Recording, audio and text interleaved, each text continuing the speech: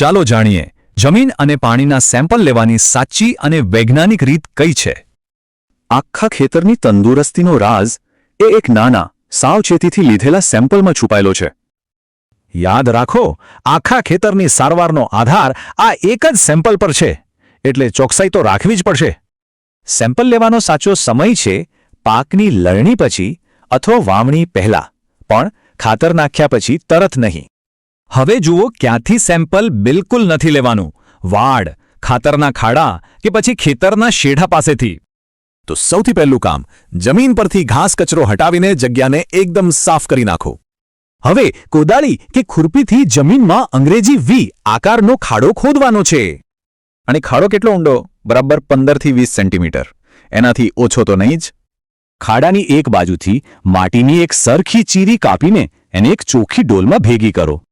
ધ્યાન રહે, આ માટીની ચીરી લગભગ 2 થી 2.5 સેન્ટીમીટર જાડી હોવી જોઈએ।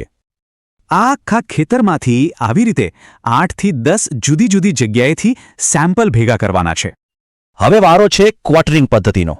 બધી માટીને બરાબર મિક્સ કરીને 4 સરખા ભાગ પાડો। પછી સામસામેના 2 ભાગ હટાવી દો અને બાકીના 2 ભાગને ફરીથી સારી રીતે મિક્સ કરો। આ જ રીતે માટી ઓછી કરતા જાઓ જ્યાં સુધી લગભગ 250 થી 500 ગ્રામ માટી બચે। માટીની વાત તો થઈ ગઈ, પણ પાણીનું શું? કારણ કે સારી જમીન માટે સારું પાણી પણ જરૂરી છે। બોરવેલમાંથી પાણીનું સેમ્પલ લેતા પહેલા મોટર ચાલુ કરીને પાણીને 15 મિનિટ વહેવા દેવું જરૂરી છે। સેમ્પલ ભરતા પહેલા ચોખ્ખી બોટલને પણ એ જ પાણીથી 5-6 વાર બરાબર ધોઈ લેવી।